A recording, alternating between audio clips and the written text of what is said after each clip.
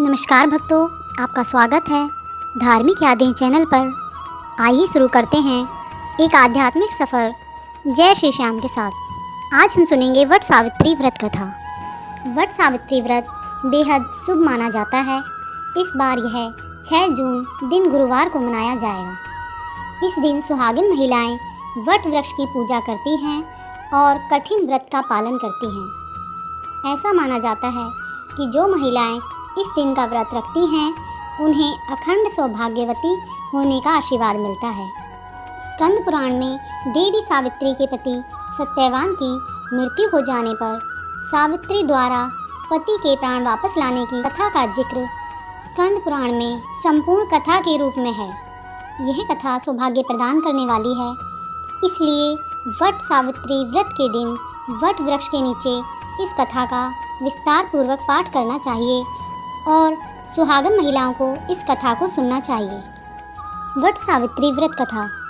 प्राचीन कथा के अनुसार मध्य देश में अश्वपति नाम के धर्मात्मा राजा का राज था। उनकी कोई संतान नहीं थी। संतान प्राप्ति के लिए राजा ने यज्ञ कराया, जिसके शुभ फल से कुछ समय बाद उन्हें एक कन्या की प्राप्ति हुई। राजा ने इस कन्या का नाम सावित्री रखा। जब सावित्री विवाह योग्य हुई तो उन्होंने धूम्रसेन के पुत्र सत्यवान को अपने पति रूप में वरण किया।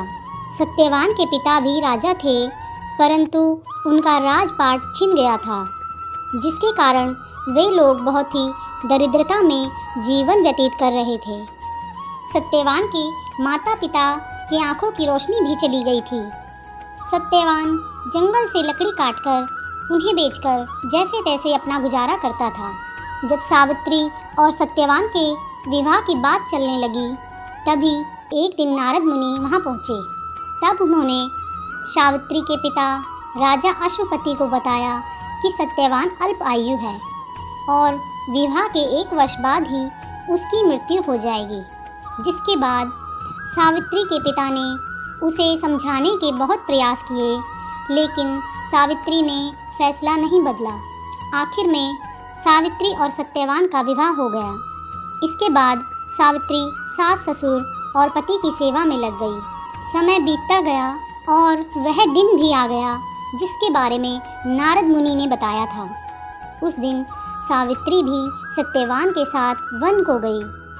वन में सत्यवान लकड़ी काटने के लिए जैसे ही पेड़ पर चढ़ने लगा कि उसके सिर में असहनीय पीड़ा होने लगी और वह सावित्री की गोद में सिर रखकर लेट गया। अब कुछ ही समय में उनके समक्ष अनेक दूतों के साथ स्वयं यमराज खड़े हुए थे। यमराज सत्यवान की आत्मा को लेकर दक्षिण दिशा की ओर चलने लगे। पतिव्रता सावित्री भी उनके पीछे पीछे चलने लगी। उसे पीछे पीछे आता देख यमराज ने कहा, हे पतिव्रता नारी, पृथ्वी तक ही पत्नी अपने पति का साथ देती है, अब तुम वापस लौट जाओ। उनकी इस बात पर सावित्री ने कहा, जहाँ मेरे पति रहेंगे मुझे उनके साथ रहना है, यही मेरा पत्नी धर्म है। सावित्री के मुख से यह उत्तर सुनकर यमराज बड़े प्रसन्न हुए और उन्होंने सावित्री को वर मांगने को कहा और बोले, मैं तुम्हें 3 वर देता हूँ, बोलो तुम कौन कौन से 3 वर लोगी। तब सावित्री ने सास ससुर के लिए नेत्र ज्योति मांगी, ससुर का खोया हुआ राज्य वापस मांगा और अपने पति सत्यवान के 100 पुत्रों की मां बनने का वरदान मांगा। सावित्री के यह तीनों वरदान सुनने के बाद यमराज ने उसे आशीर्वाद दिया और कहा, तथास्तु, ऐसा ही होगा। सावित्री फिर उसी वट वृक्ष के पास लौट आई जहां सत्यवान मृत पड़ा था। सत्यवान के मृत शरीर में फिर से जीवन का संचार हो गया।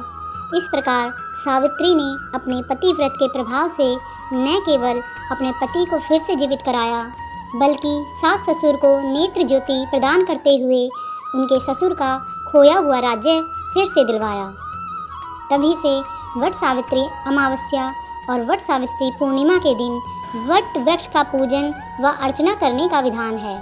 यह व्रत करने से सौभाग्यवती महिलाओं की मनोकामनाएं पूरी होती हैं और उनका सौभाग्य अखंड रहता है।